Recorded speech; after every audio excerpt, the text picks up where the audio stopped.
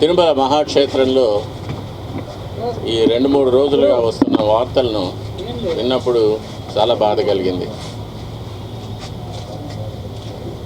వైఖాన సాగమోక్తంగా వేల సంవత్సరాలుగా ఆరాధన జరుగుతున్న శ్రీవారి దేవాలయంలో ఇటువంటి విషయం జరగడం, అది బయట రావడం, ఇది అశేషమైన శ్రీవారి భక్తులందరికీ కూడా చాలా మనోవేదన కలిగించే విషయం.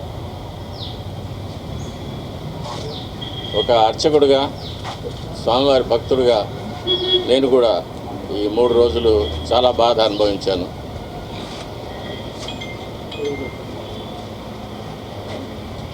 ఈ 5 సంవత్సరాలుగా ఒక ప్రధాన అర్చకుడిగా, వంశపారంపర్య ప్రధాన అర్చకుడిగా, ఆగమ సలహాదారుగా మా పెద్దలు చూపిన ద్రోవలో నేను నడుస్తూ స్వామివారికి ఎటువంటి అసౌకర్యం కలగకుండా ఆరాధనలు జరగడంలో నేను చాలా ప్రత్యేకమైన శ్రద్ధ వహించి, ఏదైనా అపచారం జరిగినప్పుడు అది అధికారుల దృష్టికి తీసుకువెళ్ళి దానిని సరిచేయడానికి వాళ్లకు సరైన సలహాలు ఇచ్చి స్వామివారిని ప్రసన్నం చేసుకోవడం కోసం ఎంతో ప్రయత్నం చేశాను. మనకు అన్నం పెట్టే దేవుడికి మనం శుచిగా, శుభ్రంగా, తాజాగా ప్రసాదాలు తయారు చేసి స్వామివారికి నివేదన చేయడం అనేది మనం భక్తులు ఎన్నో జన్మల్లో చేసుకున్న మహాపుణ్యం. కానీ అందులోనే కల్తీలు జరగడం, స్వామివారికి సరైన వేళల్లో సరైన పరిమాణాల్లో స్వామివారికి నైవేద్యం కాకపోవడం అనేది చాలా విచారకరమైన విషయం. అందులోనూ ఆగమశాస్త్ర ప్రకారంగా ఆవుకు ఆగమ కార్యక్రమాల్లో ఎంతో విలువైన స్థానం ఉంది. గోక్షీరం కానీ, ఆవు పాలతో స్వామివారికి అభిషేకం జరుగుతుంది. సుప్రభాతంలో ఏకాంత సేవలో నివేదన జరుగుతుంది.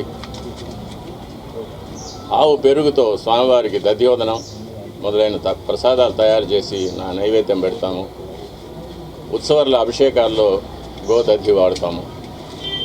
గోఘృతం అనేది స్వామివారికి నైవేద్యాల్లో, అన్నప్రసాదాల్లో, పణ్యారాలనే లడ్డు, వడ మొదలైన ప్రసాదాల్లో వాడతాము. అలాగే గోమూత్రం కానీ, గోమయం కానీ, యాగశాలను కానీ, ఆలయాన్ని కానీ శుద్ధి చేయడానికి వాడతాము. అటువంటి పవిత్రమైన గోవు యొక్క ఘృతాన్ని కల్తీ చేయడం అనేది, అది స్వామివారికి, మనకు జీవితాన్ని ఇచ్చే స్వామివారికి ఇటువంటి అపచారం జరగడం అనేది చాలా విచారకరమైన విషయం. ఇవన్నీ చూసే పాపం కూడా మనం చేశామా అనిపిస్తుంది ఒక్కొక్కసారి. దీన్ని ఎన్నోసార్లు అప్పటి ఈవో గారికి, చైర్మన్ గారికి దృష్టికి తీసుకెళ్ళి, ఇలా ప్రసాదాల నాణ్యత సరిగ్గా లేదు, ముందులాగా లేదు, ప్రసాదాల పరిమాణాలు స్వామివారికి సరిగ్గా నివేదన కావడం లేదు, సరైన ఆగమ ఉక్తమైన కాలాల్లో స్వామివారికి నైవేద్యాలు జరగడం లేదని ఎన్నోసార్లు దృష్టికి తీసుకెళ్ళాం. కానీ లాభం లేకపోయింది. దీనికి మరొక కారణం, నాది ఒంటరి పోరాటం అయిపోయింది. నాకు ఈ విషయాల్లో సహకరించేదానికి నా తోటి అర్చకులు ఎవరూ కూడా వారి వారి వ్యక్తిగత కారణాల వల్ల ముందుకు రాలేదు. ప్రధాన పరిచారకులైన వాళ్ళు రాలేదు. కాబట్టి ఇది ఈ 5 ఏళ్ళు నిరభ్యంతరంగా ఈ మహాపాపం జరిగిపోయింది. ఒక సైంటిస్ట్గా ఈ నెయ్యి యొక్క పరీక్షల యొక్క ఫలితాలు కూడా నేను చూశాను, ల్యాబ్ రిపోర్ట్స్ చూశాను. ఇందులో కూడా వెజిటబుల్ ఫ్యాటు, అనిమల్ ఫ్యాటు, జంతువుల యొక్క కొవ్వు పదార్థం, స్థావరాల యొక్క, జంగమాల యొక్క కొవ్వు పదార్థాలు కలిసినట్టుగా ల్యాబ్ రిపోర్ట్ను చూశాను.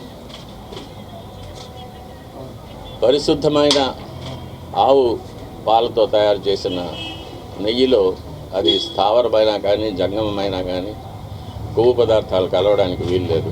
అది ఇంప్యూరిటీస్ కింద లెక్క వస్తుంది. ఇప్పటి ప్రభుత్వం పదవికి రాగానే తిరుమలను ప్రక్షాళన చేస్తామని తిరుమలలోనే ముఖ్యమంత్రి గారు సెలవిచ్చారు. దానికి తగినట్లు ఎన్నో చర్యలు తీసుకున్నారు కూడా. ఇది అనుకోకుండా బయటపడిన విషయం. దీనికి కూడా పరిహారంగా కర్ణాటక డైరీ నుంచి నందిని మార్క్ నెయ్యిని, శుద్ధమైన ఆవు నెయ్యిని మళ్ళీ కొని స్వామివారికి ప్రసాదాలు తయారు చేయించడానికి ప్రభుత్వం నిర్ణయం తీసుకుంది. చాలా హర్షణీయమైన విషయం.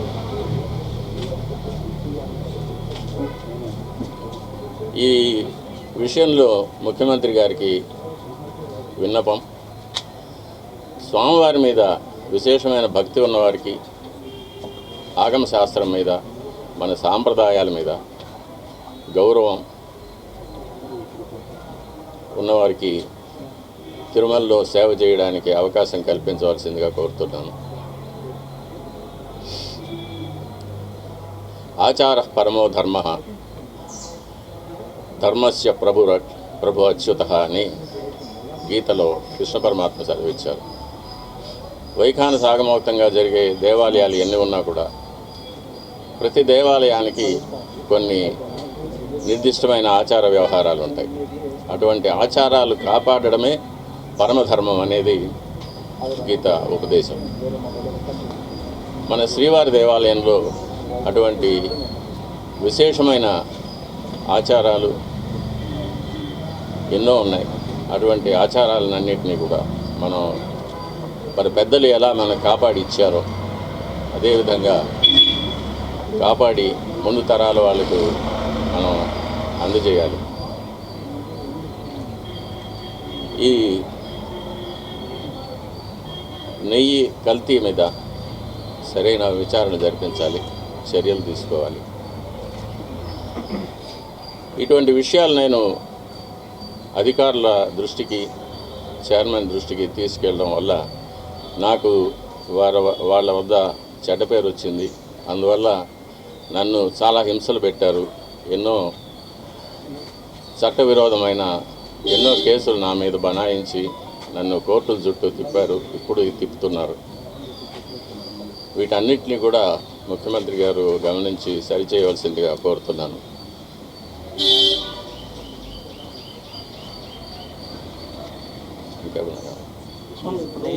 గత ఈవోగా పనిచేసినటువంటి ఎల్వి సుబ్రహ్మణ్యం తిరుమల అపచారం జరిగింది. ఏదైతే ఆ నెయ్యి ట్యాంకర్లు కానీ పోటు మొత్తం శుభ్రం చేసి సంప్రోక్షణ చేసి తర్వాత ప్రసాదాలు తయారు చేయాలన్నారు. మీరు ఆగముక్తంగా దాన్ని చేయాలని చెప్తారు. వైఖానస ఆగమ శాస్త్ర ప్రకారంగా తిరుమలలో అపచారాలు జరిగితే వాటికి ఎన్నో విధాలైన శుద్ధీకరణ కార్యక్రమాలు చెప్పబడి ఉంది. లఘు సంప్రోక్షణాలని కానీ, జల సంప్రోక్షణాలని కానీ, పూర్తిగా పుణ్యావాచనం మాత్రం చేయడం కానీ, లేక మహాసంప్రోక్షణలు చేయడం కానీ, ఆయా అపచారాల యొక్క పరిమితిని బట్టి, ఆయా అపచారాల యొక్క లక్షణాలని బట్టి దాన్ని ఆగమశాస్త్రం నిర్ణయిస్తుంది. దీనికి మనం ఆగమశాస్త్ర నిపుణుల వద్ద అభిప్రాయం తీసుకోవాల్సి ఉంటుంది. కానీ ఇప్పుడు ఉన్న ఆగమ సలహాదారుల కమిటీ అనేది పూర్తిగా తిరుమల తిరుపతి దేవస్థానం ఉద్యోగులతో కూర్చబడింది కాబట్టి వారికి ఒక స్వతంత్రమైన అభిప్రాయం ఇచ్చే ధైర్యం లేదు. కాబట్టి దీన్ని బయటి రాష్ట్రాల నుంచి కానీ, మన రాష్ట్రంలోని వివిధ దేవాలయాల నుంచి కానీ వైఖానస ఆగమ శాస్త్రంలో సరైన అనుభవం, విద్య ఉన్న వారి చేత మనం వారితో సంప్రదించి మనం దీనికి శుద్ధీకరణ చర్యలు చేపట్టవలసి అవసరం ఎంతైనా ఉంది. స్వామి, ఇది నెయ్యి టెస్ట్కి పంపించింది జూలై 17. జూలైలో వచ్చిన నెయ్యిని టెస్ట్కి పంపించారు. అప్పటికి ప్రభుత్వం కూడా మారిపోయింది. ఇప్పుడున్న ప్రభుత్వం ఉంది. అప్పుడు వచ్చిన నెయ్యిని టెస్ట్కి పంపించారు. దీనికి సంబంధించి మీరు ఏమంటారు? అది నాకు ఆ వివరాలన్నీ తెలీదు. నేను చూసిన ల్యాబ్ రిపోర్ట్ దాని మీద వచ్చిన వార్తల మీద నేను స్పందిస్తున్నాను. కానీ నెంబర్లు కూడా 2 రకాలుగా ఉన్నాయి, రెండింటి కూడా పోలిక లేదని చెప్తున్నారు. దీని ఏమైనా మీరు గుర్తించారా? టీటీడీ అఫీషియల్కి ఏమైనా మాట్లాడారు? ఎవరు ఏ ప్రభుత్వం అయినా కానీ ఏ అధికారి అయినా కానీ స్వామివారికి ఆగమోక్తంగా జరగవలసిన కార్యక్రమాలు, పూజలు, అభిషేకాలు, అలంకారాలు, ఆరగింపులు ఇవన్నీ కూడా శాస్త్రోక్తంగా జరిపే వరకు ఎటువంటి విమర్శలు ఉండవు, భక్తులకు ఎటువంటి బాధ ఉండదు. కాబట్టి ఎవరు వచ్చినా కూడా స్వామివారు మనకందరికీ అధికారి అని, స్వామివారిని తృప్తిపరచడం వల్ల మనమందరం క్షేమంగా ఉంటామనే ఒక నమ్మకంతో, మన సనాతన ధర్మం మీద ఉన్న నమ్మకంతో మనం నడుచుకుంటే అందరూ క్షేమంగా ఉంటాము. ఇందులో ప్రభుత్వం, ఈ ప్రభుత్వము ఆ ప్రభుత్వం అనేదో, లేకపోతే దీనివల్ల ఎవరు లాభపడతారు ఎవరు నష్టపడతారు అనేది విషయం కాదు. ఇది లౌకికమైన విషయం కాదు, ఇది దైవికమైన విషయం, ఆగమ శాస్త్ర సంబంధమైన విషయం. కాబట్టి ఆ సంబంధంగానే నేను కూడా ఈ విషయంలో నేను మాట్లాడుతున్నాను. స్వామి, గతంలో మీరు స్వామివారికి నివేదనలు సరిగ్గా చేయటం లేదని చెప్పి ఆరోపించారు. ప్లస్ గత 5 ఏళ్ళలో కూడా అధికారులకి పాలక మండలి దృష్టికి కూడా తీసుకెళ్ళాను, అయినా ఇలాంటి చర్యలు తీసుకోలేదన్నారు. ఇప్పుడు ప్రభుత్వం మారాక స్వామివారికి నివేదనలు సక్రమంగా జరుగుతున్నాయి. నేను గత ప్రభుత్వం నా పైన చేసిన కొన్ని కోర్టు కేసుల వల్ల నేను ఆలయానికి దూరంగా ఉండవలసి వచ్చింది. అంటే ప్రధాన అర్చక పదవికి దూరంగా ఉండవలసి వచ్చింది. నేను ప్రధాన అర్చకుడిగా చేయవలసిన నా కార్యక్రమాలు నేను చేయకుండా నన్ను నిలిపివేశారు. కాబట్టి ఇప్పుడు ఎలా జరుగుతున్నది అనేది ఇప్పుడున్న ప్రధాన అర్చకులు, ఆగమ సలహాదారులు వాళ్ళు చూసుకోవాల్సిన వాళ్ళ యొక్క కైంకర్యాలు అవి. గతంలో మీ అభ్యంతరాలు ఎవరు పట్టించుకోలేదు స్వామి? ఎన్నోసార్లు ఇది దృష్టికి తీసుకువచ్చాను, ఈఓ గారి దృష్టికి, చైర్మన్ గారి దృష్టికి, కానీ ఎవరు దీన్ని పట్టించుకోలేదు. కాబట్టి అది అలాగే జరుగుతూనే వచ్చింది. దాన్ని చూసి బాధపడటం తప్ప నేను ఇంకేమీ చేయలేకపోయాను. దీనివల్ల నేను చాలా ఇబ్బందులు పడాల్సి వచ్చింది. అయినా పర్వాలేదు, మా స్వామి కోసం నేను ఇది చేస్తున్నాను. మా స్వామి తృప్తిగా నైవేద్యాలు స్వీకరించి ప్రసన్నుడుగా ఉండి భక్తులను అనుగ్రహిస్తే అంతే చాలు. నా ఇబ్బందులు అది నాకు, దాని గురించి నాకు ఎటువంటి కష్టం లేదు. గతంలో శ్రీవారి ఆలయం పైన విమానం పోతే రాష్ట్రానికి, దేశానికి అపచారం అని చెప్పి మీరు చెప్పారు. పాలకులకు కూడా ఇబ్బంది అన్నారు. ఇప్పుడు శ్రీవారి ఆలయంపై విమానాలు నిత్యకృత్యంగా మారుతుంది. దీనివల్ల కూడా రాష్ట్రంలో ఇప్పుడు విజయవాడలో జరిగిన కొత్త కావచ్చు, ఇలాంటివన్నీ సంభవిస్తుంది అనుకుంటారు. ఇది నా పరిధిలో ఏదైనా అపచారం జరిగినప్పుడు దాన్ని అధికారుల దృష్టికి తీసుకువెళ్ళడం ఒక్కటే ఒక అర్చకుడిగా, ఒక భక్తుడిగా నా కర్తవ్యం. అది దాని మీద చర్యలు తీసుకోవాల్సింది దానికి సంబంధించిన అధికారులు కానీ, ప్రభుత్వాలు కానీ వారి యొక్క కర్తవ్యాలు అవి. దాని గురించి నేనేమి చెప్పలేను. మీరు కోర్టులో కూడా తవ్వకాలు జరిగాయని కూడా చెప్పారు సార్. దాని మీద ఏమన్నా కోర్టులో సమాచారం లేకుండానే తవ్వకాలు జరిగాయనేసి గతంలో కూడా మీరు చెప్పారు. పింక్ డైమండ్ కూడా ఒకటి కనిపించలేదని చెప్పారు.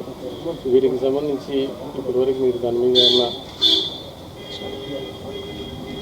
స్వామి, ఇప్పుడు మీరు కైంకర్యాల్లో లోపాలు జరిగినాయి అంటున్నారు కదా, ఎటువంటి కైంకర్యాల్లో ఏ లోపాలు జరిగినాయి స్వామి? అప్పుడు చెప్పాను కదా, ఇదే ప్రసాదాల్లో కల్తీ జరగడం అనేది ఒకటి.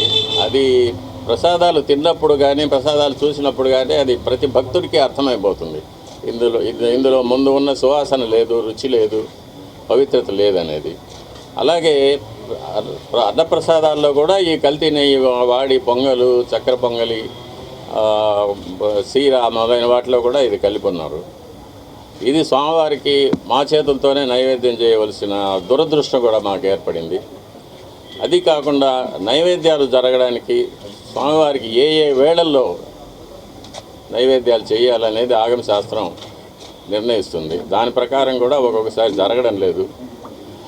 నైవేద్యం చేయవలసిన సమయాన్ని కూడా కుంచించి 10 నిమిషాల్లో అయిపోవాలి, 15 నిమిషాల్లో అయిపోవాలి అనేది అర్చకుల మీద ఒక ప్రెషర్ పెట్టడం, త్వరగా ముగించమని చెప్పి వాళ్ళని తరమడం, ఇవన్నీ కూడా జరుగుతూ ఉన్నాయి. ఇవన్నీ కూడా స్వామివారికి జరిగే అపచారాల కిందకే వస్తాయి. సేవల్లో ఏమైనా లోపాలు గుర్తించారా స్వామి? స్వామివారు చేసేటువంటి సేవల్లో నేనున్నంత వరకు ఎటువంటి లోపాలు లేకుండానే చూసుకున్నాను. ఏదైనా అపచారాలు ఉంటే నేను అధికారుల దృష్టికి తీసుకువెళ్ళాను. ఇప్పుడు ఎలా జరుగుతుందో నాకు తెలియదు. నాణ్యతలోనైనా స్వామి పరిమాణాల్లో కూడా ఏమైనా తేడా గుర్తించారా మీరు? పరిమాణాల్లో కూడా మనం కోవిడ్ వచ్చినప్పుడు దాన్ని సగానికి సగం తగ్గించాము, వినియోగం తక్కువ, భక్తులు లేరని చెప్పి. అది కూడా ఒక తప్పే. అప్పుడు కూడా నేను అబ్జెక్ట్ చేశాను. స్వామివారికి ఎంత పరిమాణంలో ప్రసాదాలు తయారు చేసి నైవేద్యం పెట్టాలనేది ఆగమశాస్త్రం నిర్ణయిస్తుంది. స్వామివారి యొక్క పరిమాణాన్ని బట్టి, దేవాలయం యొక్క పరిమాణాన్ని బట్టి ఇంత ప్రసాదం స్వామివారికి నైవేద్యం చేయాలనేది ఆగమశాస్త్రం నిర్ణయిస్తుంది. దాన్ని దిట్టం అంటారు. ఆ దిట్టం ప్రకారమే చేయాలి. దానికన్నా ఎక్కువ చేయడానికి ఎటువంటి అభ్యంతరాలు ఉండవు. కానీ చేయవలసిన దానికన్నా తక్కువ చేస్తే మట్టుకు అది అపచారం అవుతుంది. అది మొన్నటి వరకు కూడా అలాగే జరుగుతూ వచ్చింది. దాన్ని చాలాసార్లు నేను అధికారుల దృష్టికి తీసుకెళ్ళాను. ఈఓ గారు దాని మీద స్పందించలేదు. అది అలాగే జరుగుతూనే ఉండింది. ఇప్పుడు ప్రభుత్వం స్పందించి స్వామివారికి ప్రసాదాలు అనేకంగా తయారు చేసి, నాకు తెలిసినంత వరకు మేము కైంకర్యం చేసేటప్పుడు గరుడ సేవ నాడు బంగారు వాకిలి వరకు సుమారుగా ఒక 100 గంగాళాలు ప్రసాదం నైవేద్యం పెట్టేవాళ్ళం. కాబట్టి దానికి అప్పర్ లిమిట్ అనేది లేదు. ఇంతకన్నా ఎక్కువ చేయకూడదు అనేది ఎప్పుడు లేదు. కానీ తక్కువ చేయడం మట్టుకు అపచారం అవుతుంది. దాన్ని ప్రభుత్వం దృష్టికి తీసుకెళ్తున్నాము. అది దిట్టం ప్రకారం స్వామివారికి ఏ వేళల్లో ఎంత ప్రసాదం నైవేద్యం చేయాలనేది దాన్ని తయారు చేసి శుచిగా, శుభ్రంగా, తాజాగా తయారు చేసి స్వామివారికి నైవేద్యం పెడితే స్వామి ఎప్పుడు ప్రసన్నులు అవుతారో అప్పుడు భక్తులకు అందరికీ కూడా మంచి జరుగుతుంది. రాష్ట్రము, దేశం సుభిక్షంగా ఉంటుంది. ఎట్లాగైతే సూర్యుడు తన కిరణాలతో నీటిని ఆవిరిగా తీసుకొని ఒక వర్షంగా మనకి ఇస్తాడు, అలాగే మనం నైవేద్యం పెట్టే ప్రసాదాల నుంచి సారాన్ని భగవంతుడు గ్రహించి మనకు అనుగ్రహంగా వరాలుగా ఇస్తారని చెప్పేది ఆగమశాస్త్రంలో చెప్పబడిన సమాచారం అది. కాబట్టి మనం పూర్తి నమ్మకంతో భగవంతుడు అక్కడ ఏం చేసి ఉన్నారు, ఆయనకు మనం భక్తితో నైవేద్యం పెడుతున్నాము, ఇది మన అదృష్టమని తలుచుకుంటూ స్వామివారికి మనం నైవేద్యం పెట్టినప్పుడు స్వామివారు తప్పకుండా స్వీకరిస్తారు. స్వామివారు ఎప్పుడు ప్రసన్నం అవుతారో మనకందరికీ కూడా మంచి జరుగుతుంది. రాష్ట్రం సుభిక్షంగా ఉంటుంది. ఇటువంటి అవాంతరాలు, అతివృష్టి, అనావృష్టి, కరువు, కాటకాలు, యుద్ధ భయం, చోర భయం, రోగ భయం ఇవన్నీ లేకుండా దేశం క్షేమంగా ఉంటుంది. పదార్థాల్లో కూడా ఏమైనా తగ్గినాయా? మార్పు చేశారు స్వామివారికి సమర్పించే నైవేద్యాలు, అదే దిట్టం తగ్గించారు.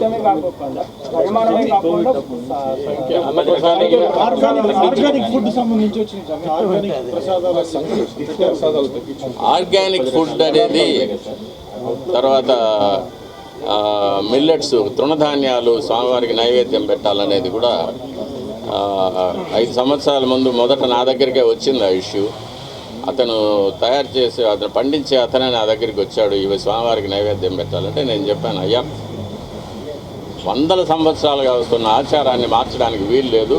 అందులో స్వామివారికి బెస్ట్ ఆఫ్ ద బెస్ట్, ఉత్తమోత్తమైనది అది బియ్యం కానీ, నెయ్యి కానీ, బెల్లం కానీ, జీడిపప్పులు కానీ, బాదం పప్పులు కానీ ఏవైనా సరే మనం ఉత్తమోత్తమైనవి తయారు చేసి స్వామివారికి నైవేద్యం చేయాలి. ఇటువంటి స్వామివారి మీద ఒక ఎక్స్పెరిమెంట్ చేయడము, స్వామివారికి తృణధాన్యాలు నైవేద్యం పెట్టడము, స్వామివారికి ఆర్గానిక్ ఫుడ్ నైవేద్యం పెట్టడం అనేది శాస్త్రం ఒప్పుకోదు. ఇది అందుకే ఆచార పరమో ధర్మ అన్నారు. ఆచారం ఎలా వస్తూ ఉందో దాన్ని మనం కాపాడి దాని ప్రకారమే మనం నడుచుకోవాలి. కాబట్టి ఈ మార్పుకు నేను ఒప్పుకొని చెప్పాను అప్పుడే. అది కూడా మార్చాలి. అది కూడా మార్చి ముందు ఎలా జరుగుతుందో, 5 ఏళ్ల ముందు ఎలా జరుగుతుందో అలాగే ఆ పద్ధతికే తీసుకురావాలి. అంటే ఇప్పుడు లడ్డుకు ఆ నెయ్యి వాడారు, స్వామివారి అన్నప్రసాదం కూడా అదే నెయ్యి వాడారా? అదే నెయ్యి వాడారు. స్వామి ఒక నిమిషము, ఎప్పుడు అంటే సీఎం గారిని కలుస్తారా? అంటే గతంలో మీరు స్వామికి సంబంధించి పోరాటాలు చేశారు, ఇబ్బందులు పడ్డారని మీరే చెప్తున్నారు. ముఖ్యమంత్రి గారిని కలిసి, ఎందుకంటే ఆయనకు మీకు గతంలో మంచి సంబంధాలు ఉన్నాయి, నేరుగా కలిసి ఎప్పుడైనా సరే జరిగిన పరిస్థితులు, జరుగుతున్న పరిణామాలు, లేదంటే మీరు అధికారులకు ఏదైనా సరే ఫీడ్బ్యాక్ ఇవ్వడం, ఇవన్నీ మీరు ఎట్లా చేయబోతున్నారు? ఏంటి ఈ పోరాటం? తప్పకుండా నేను ఇప్పటి అధికారులు కలిశాను, ఈఓ గారిని, అడిషనల్ ఈఓ గారిని కలిసి చెప్పాను, నాకు 50 ఏళ్ళ అనుభవం ఉంది, నేను వంశపారంపర్య అర్చకుడిని, నేను మా తండ్రి గారు, తాతగారు కైంకర్యాలు చేసినప్పటి నుంచి చూస్తూ వచ్చాను. నాకు ఏది చేయొచ్చు, ఏది చేయకూడదు, ఎంతవరకు చేయొచ్చు అనేది నాకు బాగా అనుభవం ఉంది. కాబట్టి నాకు అవకాశం ఇస్తే ఈ పాడైపోయిన అర్చక వ్యవస్థని ఆలయ వ్యవస్థని రెండింటినీ కూడా నేను పాత పద్ధతికి నేను తీసుకురాగలనని చెప్పాను. ముఖ్యమంత్రి గారిని కూడా కలవడానికి ప్రయత్నం చేస్తున్నాను. ముఖ్యమంత్రి గారిని కూడా కలిసి నేను ముందుగా వారు ప్రభుత్వానికి రావడానికి శుభాకాంక్షలు చెప్పిన తర్వాత ఇలా ఆలయంలో ఇలా జరిగింది 5 ఏళ్ళుగా ఇటువంటి అంటే కొన్ని విషయాలు ఎవరికి తెలియదు కూడా, అటువంటి విషయాలు కొన్ని అపచారాలు జరిగినవన్నీ కూడా చెప్పి వీటిని సరిదిద్దడానికి నాకు ఒక అవకాశం ఇవ్వాల్సిందని చెప్పి రిక్వెస్ట్ చేస్తాను. తప్పకుండా ముఖ్యమంత్రి గారు దీన్ని పరిశీలిస్తారనే నమ్మకం నాకుంది. మీరు 50 ఏళ్ళుగా పనిచేస్తున్నారని చెప్పారు స్వామి, ఇంతవరకు ఇటువంటి ఘటనలు ఇప్పుడు చోటు చేసుకోలేదా? ఎప్పుడూ లేదు. ఎప్పుడు స్వామివారి ప్రసాదాల్లో కల్తీ జరగడం అనేది ఇంతవరకు నాకు తెలిసి ఎప్పుడు ఈ 50 ఏళ్ళ అనుభవంలో ఎప్పుడు జరగలేదు. ఎప్పుడైనా కూడా నేను చిన్నప్పుడు కూడా తిరుమలకి వస్తే స్వామివారి దేవాలయం చుట్టూ నెయ్యి గమగమలు ఎప్పుడు ఉండేది.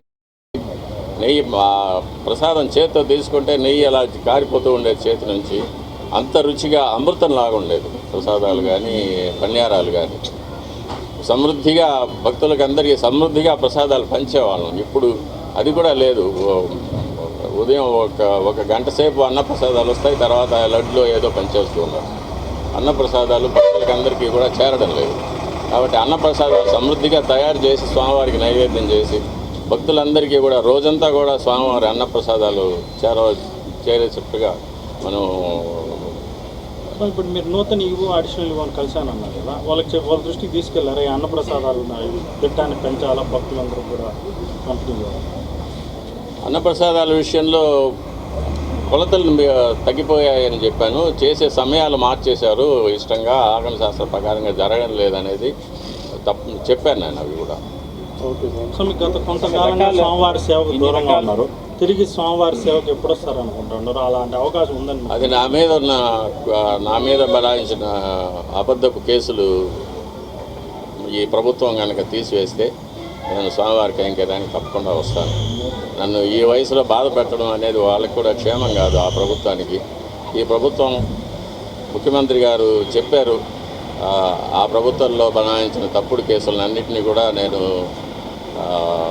తీసివేసి అందరికీ రిలీఫ్ కలిగిస్తాననేది. అందులో భాగంగా నాకు కూడా ఒక విముక్తి కలుగుతుందని నేను నమ్ముతున్నాను. అంటే ఇట్లా బహిరంగంగా చేయడం ద్వారా ఏదో అంతర్గతంగా విచారం చేసి జరుగుతున్న లోపాలను సరిచేయకుండా బహిరంగపరచడం ద్వారా స్వామివారి మీద ఉన్న భక్తి, అదేవిధంగా విశ్వాసం సన్నగిల్లేందుకు కానీ లేకపోతే హిందూ భావాలు దెబ్బతినేందుకు కానీ అవకాశం లేదండి. అంటే నేను అధికారుల దృష్టికి తీసుకుపోవడం వరకే నా బాధ్యత. అది దాని మీద చర్యలు తీసుకోవడము, ఎటువంటి చర్యలు తీసుకోవాలనేది వాళ్ళు నిర్ణయించుకుంటారు. వాళ్ళ కారణాల వల్ల నాకు సంబంధం లేదు. నాకు మా స్వామివారి తృప్తిగా జరగాలి, స్వామివారి సంతోషంగా ఉండాలి, అందువల్ల భక్తులందరూ కూడా అనుగ్రహించబడాలి. అదొక్కటే నా యొక్క దృష్టి. మిగతా వాటి గురించి నాకు సంబంధం. కానీ నెయ్యి విషయంలో గత పాలక మండలికి కానీ అధికారులకు కానీ తెలిసి ఇటువంటి పనులు చేశారని మరి వాళ్ళకి తెలిసి అన్నీ జరుగుతున్నాయి. ఎందుకంటే నెయ్యి అనేది చాలా పెద్ద పరిమాణంలో, చాలా పెద్ద కొలతల్లో మనం పర్చేస్ చేయాల్సి వస్తుంది. చాలా పెద్ద విషయం, కొన్ని కోట్ల రూపాయల విషయం కాబట్టి అందరి దృష్టి, అధికారుల దృష్టికి తెలిసే ఇది జరిగి ఉంటుంది. ఎలాంటి నెయ్యి తీసుకోవాలనేది ఇక్కడ అధికారులు నిర్ణయిస్తారు, వాళ్ళే నిర్ణయిస్తారు. ఆ వెలలు పట్టీలు చూసో కొటేషన్లు చూసో వాళ్ళు నిర్ణయించి వాళ్ళు దాని పూర్వాపరాలు తెలుసుకొని వాళ్ళు నిర్ణయిస్తారు. కాబట్టి బాధ్యత అంతా వాళ్ళదే. ఇక్కడ టీటీడీలో కూడా వచ్చిన ప్రతి దాన్ని కూడా టెస్ట్ చేసే ల్యాబ్ ఉంది, దాంట్లో చెక్ చేసిన తర్వాతే ఇవన్నీ కూడా తీసుకుంటారు. లేదంటే రిటర్న్ పంపించే ఆచారం ఎప్పటి నుంచే ఉంది. అంటే గత ప్రభుత్వం కానీ అంతకుముందు ప్రభుత్వాలు కానీ ఇవేం పట్టించుకోకుండా వచ్చినవన్నీ తీసుకుంటున్నారు కదా. ఏమో ఆ శాంపుల్స్లో కూడా ఏదైనా గోల్మాల్ జరిగి ఉండొచ్చు. పరీక్షకు వచ్చే నెయ్యి మంచి నెయ్యి పంపించి యాక్చువల్గా సప్లై చేసే నెయ్యి వేరే క్వాలిటీ పంపించి ఉండొచ్చు కదా. ఎందుకంటే అంతా అధికారుల పరిధిలోనే జరుగుతాయి. ఇప్పుడు ల్యాబ్ ఉండాలి, ల్యాబ్ కిందకే పెట్టి పరీక్షిస్తే సరిపోతుంది. ఇక్కడికి టన్నులు కొద్ది లారీలు వస్తుంటే అన్నింటినీ ఇక్కడ పరీక్షించేదానికి ఉండదు. ల్యాబ్ని కిందకి దించి ఇబ్బంది ఏమైనా ఉంటుందా సార్? ఒకటి దీనికి అన్నిటికీ కూడా మళ్ళీ మనం వెనక్కి వెళ్ళాల్సి వస్తుంది. చిత్తశుద్ధి అనేది ఉండాలి. నిజమైన భక్తులు అధికారులుగా ఉండి అన్ని చోట్ల స్వామివారి భక్తులుగా ఉండి స్వామివారికి బాగా కైంకర్యాలు జరగాలని, నైవేద్యాలు జరగాలనే ఒక మంచి సామాజిక దృష్టి ఉంటే ఇటువంటి తప్పులు జరగడానికి వీలుండదు. మనం ప్రతి ఒక బాణ అన్నానికి ఒక మెతుకు పదం, ఒక మెతుకు పట్టి చూస్తే అన్నం సరిగ్గా ఉందా లేదా తెలిసిపోతుంది కదా. అలాగే శాంపుల్స్ నేను ల్యాబ్లో చేశాను కదా, పిహెచ్డి ల్యాబ్లోనే చేశాను. శాంపుల్స్ అంటే ప్రతి 10 లీటర్ల ద్రవం ఉంటే 10 లీటర్ల ద్రవాన్ని టెస్ట్ చేయలేం కదా. ఒక 1 ml 2 ml తీసుకొని టెస్ట్ చేసుకుంటాం, దాన్నే మనం ఆపాదించుకుంటాం. కాబట్టి ఆ టెస్ట్ చేసే దాంతో ఒక నిబద్ధత ఉండాలి, నియంత్రణ ఉండాలి. అధికారులకు ఒక సామాజిక దృష్టి, ఒక ఆధ్యాత్మిక చింతన, ఒక సనాతన ధర్మం మీద ఒక నమ్మకం, దేవుడి మీద ఒక నమ్మకం, స్వామివారికి అన్నీ బాగా జరిపించాలి. ఆయన మనకు జీతం ఇచ్చి, మనకు ఇల్లు బంగళాలు ఇచ్చి, కార్లు ఇచ్చి మనల్ని ఉద్యోగానికి పెట్టుకున్నాడు కాబట్టి దానికి న్యాయం చేయాలి. మనం స్వామివారికి మంచి చేయాలనే దృష్టి ఉండాలి. అది ఉంటే ఇవంతా జరిగేది కాదు. వాళ్ళు ఈ ప్రసాదాల మీద ఏమైనా స్పందించారా, లేకపోతే ఇట్లాంటివి ఏమైనా మీ దృష్టి కూడా వచ్చాయి?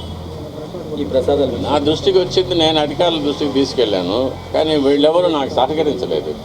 అంటే ఈ రిపోర్ట్ వచ్చింది కాబట్టి మీరు స్పందించారు. ఇప్పుడు ఇంతకుముందు నుంచి మీకు 5 ఏళ్ళ నుంచి కూడా నాణ్యత తగ్గిందని మీకు తెలుస్తూ ఉంది, కానీ చెప్పలేకపోవడం. ఈ రిపోర్ట్ చెప్పాను, నేను దృష్టికి తీసుకెళ్ళాను. ఈఓ గారికి, చైర్మన్ గారికి దృష్టికి తీసుకెళ్ళి చెప్పాను. నేను చాలా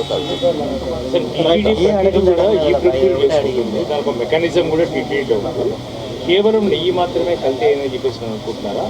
అన్ని వస్తువులు సరైన లేదు. ఇంతకుముందు రిపోర్ట్లో జీడిపప్పు కూడా పురుగులు పట్టింది వచ్చిందని దాన్ని రిజెక్ట్ చేసి ఉన్నారు.